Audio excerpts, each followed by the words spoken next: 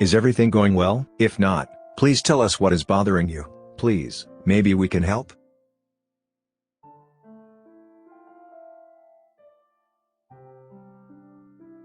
My wife is pregnant with another man's baby after we took a break and wants to keep it. I don't. What should we do? We are both in our 30s, and we've been together for 14 years, married for 10. Before our relationship, we hadn't had lots of previous relationships each. In this last year, we started to have loads of issues and decided to go on a break in January, just to take the time to maybe appreciate each other for a bit and see what life's like on our own, and maybe see other people if we decided to. On our break, we both were okay with us both experimenting and being with other people, and I've had a fling and I knew she did too. So a few weeks back, with the current pandemic and before we had lockdown here, we decided to move back together and carry on our relationship. Now as soon as we moved back in together we talked about our experience with other people. I'd been with someone casually, definitely with protection, and she'd had a one-night stand with a guy. However, in her situation she was super drunk and was sick, so she thinks she threw it back up, and it's one of those if you don't take it at the right time every day, you could get pregnant. So she has an STI test, clear, and a pregnancy test, positive. We're child-free, or at least I thought we were, and always had an agreement that if we ever had an accident we'd have a termination. The baby is definitely not mine, absolutely not possible. So she had a termination scheduled for last Thursday. She came to me on the day and said she just couldn't go through with it. She wants to keep the baby. Now I freak out. I've told her we've always been child-free and definitely I don't want kids still. I don't want to raise another man's kid. She's apologized to me for being so stupid, but is saying she is 100% sure. I've been trying so hard to convince her she shouldn't keep it, but she's just not having it. She said we can raise the kid as our own. I'm not having it. It would have been enough if she had a kid of mine, but at least I could accept that it'd be my kid if that happened. This kid will be another man's. Nothing to do with me. What the sweet F do I do? I know the sensible answer is walk away and cut your losses, but it's not that easy. I love her and we've been in each other's lives for so long. Plus we're in the middle of a quarantine and she's got nowhere to go. I'd feel horrible kicking a pregnant woman out to fend for herself at a time like this, but I don't want a kid, ever. Not even if it was my own. TLDR, me and wife went on a break and she got pregnant accidentally with another man's child and wants to keep it. I don't, as we've always been child-free. Update. To my wife is pregnant with another man's baby after we took a break and wants to keep it. Okay, so we're looking at getting a divorce. I've spoken to a solicitor, have got my options and have started the process. So it's actually going to happen. I'm getting divorced. I got lots of amazing advice, but the overwhelming was that I shouldn't be forced to raise a child that isn't mine or try to get someone to have an abortion. To be honest, I knew that deep down. I just didn't want to admit it and was scared about facing the fact that our relationship was already damaged. And this was the straw that broke the camel's back. The one moment where I snapped that made me start the process was Monday. We had more or less confirmed we were going to divorce, but hadn't started anything at that point yet. She tried to initiate sex. That was it for me. That was my cue. I was done. Like, we're talking about a divorce, ending our marriage, and you want to jump. Massive argument and led to me actually asking her for the divorce. After we calmed down, we both agreed this is the best course of action. And she is equally as committed as I am to getting a divorce and agrees it's for the best. We're obviously freaking gutted. We still love each other so much, but this is too big a thing. I am 100% sure I'm never having kids, looking into finally having a vasectomy after this whole lockdown goes away, and she is 100% sure she wants this kid, which I can't get my head around still, and she says she can't believe it either how much her mind has changed, especially as she was so militant about being child-free. But she says it's like something has just changed in her and she can't fight it. I think it's bullcrap, but there you go. We've found the guy who knocked her up on social media. She's messaged him and they're now talking about what to do and making plans for crap. I don't know what they're talking about and I don't give a F honestly. Probably scans, money, names, etc. As long as they keep me out of it. Do I say good luck? He looks so young though. And his username where I found him has 97 in it, so I think he's only 22 or 23. Don't get me started on that one.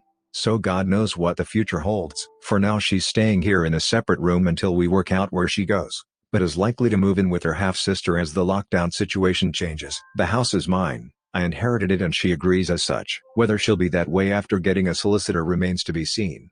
But I have the paperwork and as it was before we were married, so I understand she doesn't have much of a chance. And I'm not letting her have the dog. She'll have a nice shiny new kid to walk away with, and won't have time to look after a senior dog and a kid. I'll fight for these two things tooth and nail. I'm angry, hurt, sad and weirdly relieved it's out in the open now. Like I can start chapter 2 of my life. TLDR, argued, agreed on divorce, and I've started divorce proceedings. She's staying here until she can move out. She's found the baby daddy and is making plans with him.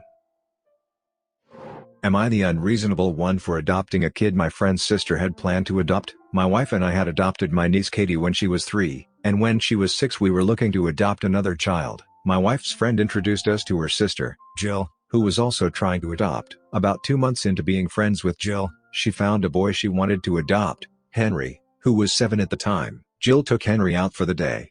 My wife and I were taking Katie to the park, so we arranged to meet them there. Henry and Katie instantly got on. Henry was a great kid, but very hyper, presumably because he was excited to meet Jill. Jill commented to me that she hadn't been able to calm Henry down all morning, and asked if we could watch him for a second while she took a breather. We agreed and spent the time talking to Henry, who seemed to fit in well with our existing family dynamic.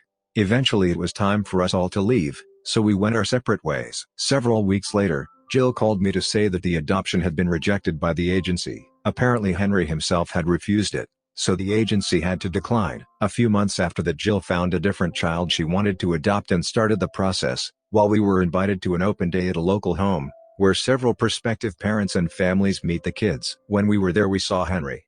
We were using the same agency as Jill, and it was coincidence or luck depending on how you look at it. Henry remembered us, we still got on great with him, and we ended up adopting him. From what Henry has said, he rejected Jill as she didn't have a lot of patience and wasn't willing to work with him, while we were a bit more flexible. We didn't tell Jill because at this stage we'd only ever met her twice, once for coffee, and then the park, and while we'd had some contact with her over text and phone calls, we didn't know how she'd take this. We also didn't tell our friend, but after adopting Henry we posted an updated family photo on social media, which a different friend shared, and that was how the first friend saw it. She told Jill that we'd adopted him, and Jill replied to her post that she'd considered us friends and we'd adopted her son out from under her. We clarified the timeline immediately, but our friends were shocked at us, and we received several messages saying they couldn't believe we'd done that and saying Henry should essentially be seen as off limits to us because he'd rejected Jill, some even calling us greedy because we already had my niece while Jill had no kids. We felt that was absurd and ended up blocking most of them.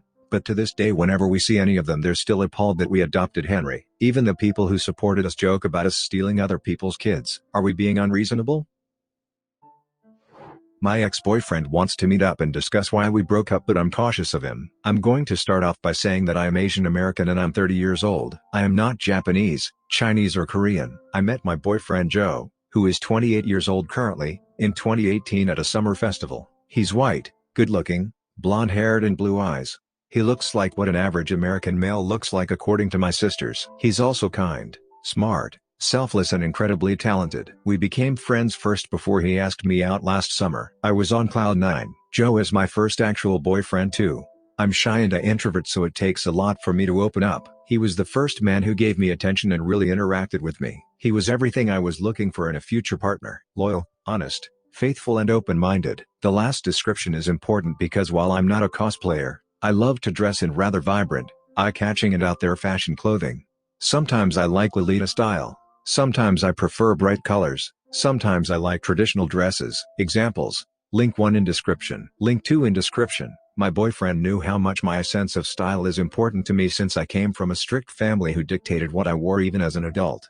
I was only allowed to wear pants and sweaters because dresses and skirts were for promiscuous women. My parents calmed down a lot since I left their house, but I choose not to visit them unless I have to. I also decided for myself that I will wear whatever I wanted to and I will not be ashamed of my choices. So when Joe told me that he loved the way I dressed and would not change it for the world, it made me fall in love with him. His actions proved he meant what he said and I let down my guard around him. His acceptance meant a lot to me because there are not a lot of men that I have encountered who are not weirded out by me. However, right before quarantine in March, we headed out to his family's home in another state and a completely different side of him came out. He was extremely critical of the clothes I wore in front of his family and friends and pushed me to change multiple times until I was suitable enough for his taste. He even told me to tone down my Asianness whenever I would wear Asian-styled clothings. This honestly broke my heart. I found the perfect partner, but he only liked the flamboyant part of me only when I could be his dirty little secret. He lied to me about accepting me to get what he wanted. The worst part was that he sounded like my own father, judgmental, embarrassed to be seen with me and disgusted with my choice of clothings. It was very triggering. I left a day earlier than our scheduled date because Joe made the abrupt decision to stay at his parents' home before the quarantine was mandated. He assumed I would stay too, but I used my own money to buy a ticket to go back home. There was no way I was going to stay under his controlling thumb. I also broke up with him the same day and thought that would be it. However, now that things have calmed down a bit, Joe texted me this past weekend telling me he was coming back and wants to talk. Also, Joe is refusing to chat on the phone or answer any questions I have. He only wants to meet in person. Admittedly, I do not want to talk with him nor see him again. But I do also want to know why he had lied to me, why he acted the way he did. I did not ask before since I was still in shock and did not want to cause a scene at his parents' house. What are some things I should do and say if I do decide to meet him, and how do I protect myself? He's my first relationship and it still hurts to even think about him. Am I the unreasonable one for putting up a fence when my neighbors went away for the weekend? I used to put up fences for a living. My wife and I, both women, recently bought my aunt and uncle's old home. The house has a large back garden with narrow paths along the sides of the house, and this leads to a front garden that's about 1/3 of the size of the back, and is half grass and half paving stones. They have neighbors either side with the same setup. The house is number 85. There is no fence between 85 and 83. 83 has 3 kids under 10 years old. My back garden has a lot of space to run around, and as there is no fence and my cousins are similar ages to 83's kids, my aunt and uncle often let 83's kids come over and play with my cousins, and 83's kids have continued to use the garden after my aunt and uncle left. I have nothing against kids, nor does my wife, but we have plans for the back garden. These include putting up a shed, maybe a few flowers, and we're starting the adoption process soon, so we want our kid to have space to play outside. I went out and measured the property lines a couple weeks ago, and the husband of 83 came out and asked what I was doing. I explained about the fence, said I would pay for it, and put it up myself, told him about my former job doing exactly this, and asked when would be best for me to do it. He said not to do it at all. I asked why. He said they have a baby and I can't be bashing about with hammers and the like. I said I would try to keep it down, but I would like to do this. He then asked why I needed to, because things were fine as is. I said it's nothing personal, but I'm putting up a shed, and I just don't want his kids coming onto my property and getting hurt. He then said I can't put up the shed for the same reason as the fence, and I could see we weren't getting anywhere and went back inside. Then Thursday night, I'm coming home from work and I see the dad loading bags into their car. Saturday morning and the car is still gone, and has not been seen since Thursday. I figure they've gone away for the weekend, and as the issue with me putting up the fence was the noise for the baby, now would be the time to do it. I bought the fence materials that day. I used wooden posts, panels, and gravel to hold it in place. Whole thing was done by Sunday lunch. The fence posts are 1.8 meters and half of that is underground. These things aren't moving until the end of time. It's on my property and less than a meter tall, so I didn't need permission from council or 83. They got back Monday night, and this morning I've woken up to knocking. The husband wants me to get rid of the fence, says it's an eyesore and he's worried his kids will get injured on it. I tell him it's on my property and it's staying. He says he should have been consulted because it's surrounding his property and his wife hates it and thinks it's really ugly. Legally I'm in the clear. Morally, am I the unreasonable one? More info. It is a picket fence made of a pale wood. It looks clean and polished on both sides, but my side is the one with visible building markers, e.g. there is a nail in my side of the fence. There is no such issue on his side and I am open to painting it. Also, in the nicest, most respectful way possible, I built fences as a routine part of my job nearly every day for the better part of 4 years, and have a qualification specifically in putting up various types of fences. So I know what I'm doing when it comes to putting up good-looking fences. Am I the unreasonable one for not apologizing after I ruined my parents' vow renewal? Please hear me out. When I was 12, my parents divorced and began seeing other people. When I was 14, Dad met someone, Helen. Helen had 3 sons. The oldest son, Jake, was only a few months older than me. Of their 6 combined kids, I have 2 brothers. I was the only girl and was excluded a lot by Dad, who would take all 5 boys to do guy stuff while I was left to my own devices. As a result, I only met my potential stepbrothers less than 5 times in the entire 2 years Dad and Helen dated, and when I did it was all 8 of us at once, so there wasn't much one-on-one. When I was 16, Dad proposed to Helen only to realize he still loved my mom. He and Mom got back together shortly after, and remarried when I was 18. When I was 25, I ended up indirectly working for Jake. We recognized each other and had a quick chat every now and again. But due to the nature of my work we couldn't have any sort of relationship, including friendship, in case it looked like favoritism. At 26, my contract ended and I moved to a new workplace. On my last day at my old workplace, Jake asked if we could exchange numbers. We got together a few months later. We agreed to take it slow due to his son, so it was very casual for the first few months and we only saw each other once or twice each month. At 27, I tried to tell mom about Jake. Before I got to the part about him being Helen's son, mom started an argument because Jake has a kid, and I got so distracted by the arguing about Jake's son I didn't even get around to telling her who it was I was seeing. I called dad to try and tell him I was seeing Jake and he said he didn't want to hear whatever I had to say because I'd really upset mom and they'd contact me when mom was ready. Now Jake and I are both 28. Been together nearly 2 years. We moved in together last August. Mom sent me an invite to hers and dad's vow renewal back in January. Given current circumstances, the renewal was moved online. I went into the office to take the call, logged in, greeted everyone, and found out a few people were late, so we talked while we waited. During this, Jake's son came in asking for help with his homework. Jake then came in to take him out, and dad saw him and went, "Jake?" Mom said, "Who's Jake?" Dad said he was Helen's oldest son. Mom asked me what was going on and I told her we're a couple. Suffice to say, this was not taken well.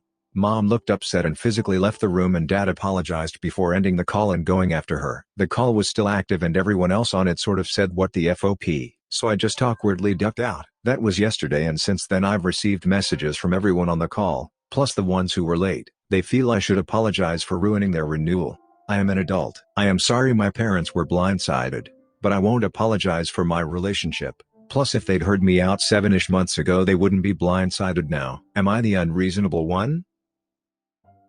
Subscribe and turn on the notification bell for more stories delivered to you. Thanks for listening. See you later.